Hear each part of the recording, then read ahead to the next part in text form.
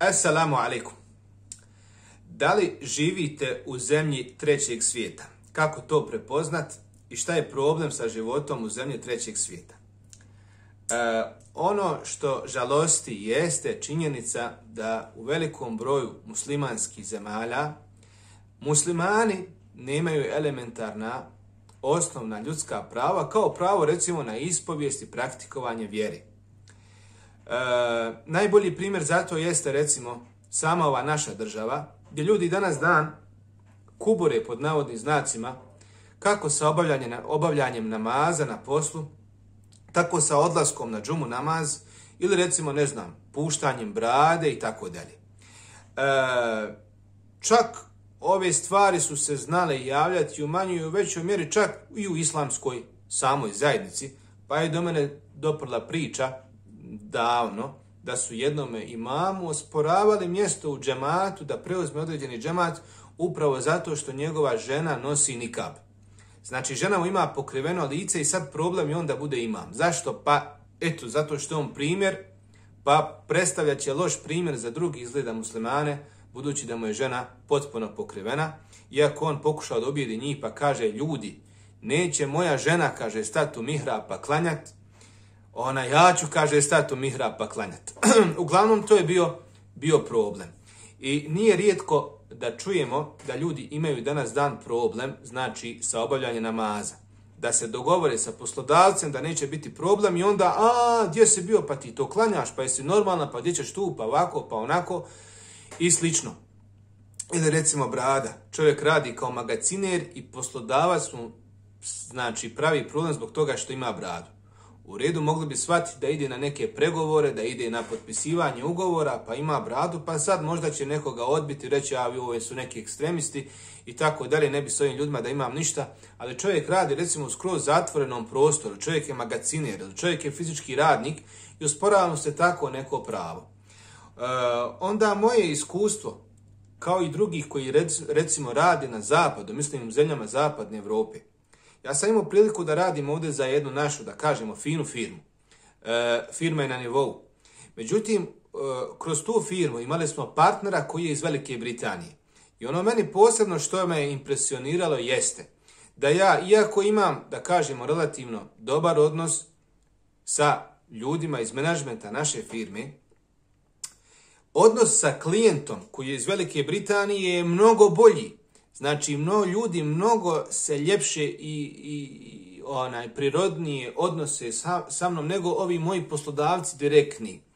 A za očekivati je da ovime, da kažemo, miluju, ovo su ipak stranci ljudi, klijenti, ne, suprotno je upravo tome, nego ljudi razumiju, tvoje neke propuste koje napraviš, nemogućnost da stigneš nešto, dnevni recimo taj target koji imaš, normu koju moraš ispuniti, ljudi stalno govore nemoj se stresirati, polako, nemoj se sikirati, nemoj ovo, međutim, ovi naši te stalno, konstantno pritišću i to je slučaj mnogih naših ljudi koji rade na zapadu, recimo Austriji, Njemačkoj, pa rade za našeg čovjeka u Njemačkoj. Problem namaz, problem džuma, dok ode raditi za Švabu pod navodnim znacima, Švabo kaže, čak sam čuo, pita, ti hoćeš ti, kaže, ići na džumu. Švabo dođe pa te postiče pa kaže, čak pojedini postiče i njihov poslodavac koji je druge vjere, koji je katolik, da idu na džumu namaz. Međutim, kad u istoj toj državi radi za našeg čovjeka, onda je problem. Naši ljudi su ti koji te osporavaju. Da li da, pustiš bradu ili da klanjaš na postu, da ideš u džamiju i tako dalje. Upravo je to taj mentalitet koji pravi određenu zemlju i njihove stanovnike zemljom trećeg svijeta. Mnogi traže opravdanje i krivca u kolonizatoru, u okupatoru i tako dalje, međutim mentalitet je taj koji pravi problem. U Njemačkoj ljudi kaže, ovo je moje radno vrijeme i nakon radnog vremena neću da radim.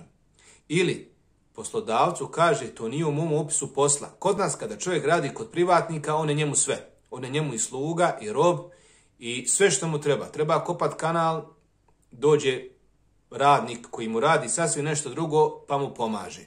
treba, ne znam, ženi otići nešto kupiti, ide radnik da to kupi. I masu drugih stvari za koje kod nas ne možeš reći, jer si naviknut na takav sistem da kažeš ja to neću, to nije u mom opisu posla. Jedan naš profesor, Mansur Abdusamija, koji nam je predavao na fakultetu iz Aleksandrije, predstavio je najbolje kako razlikovati zemlju trećeg svijeta od zemlju modernog naprednog svijeta. Kaže, u zemlji, modernoj zemlji, u zapadnom, da kažemo, sistemu, ljudi žrtvuju avione, kamione, kompletnu mehaniku, znači sve mašine, da spase samo jednog čovjeka. Podižu se helikopteri, ulažu se velike sume novca da bi se zaštitio čovjek i da bi se spasio unesrećeni. Međutim, kaže, u zemljama trećeg svijeta, cilja prvenstveno na svoju zemlju Egipat, pa i na neke druge arapsko-muslimanske zemlje. Kažu, mašina je ta koja je sveta. Mašina je ta koja je plaćena, znači 100.000 možda dolara. Ona je ta koju treba sačuvati. Pa nije rijetkost da vidimo u pojedinim takvim zemljama, muslimanskim zemljama, da žrtvuj koliko je bitno radnika samo da se spasi bager. Nemoj bager da se polami, bager da zaglavi, a neko što će poginuti i tako dalje. Lagano ćemo mi to riješiti.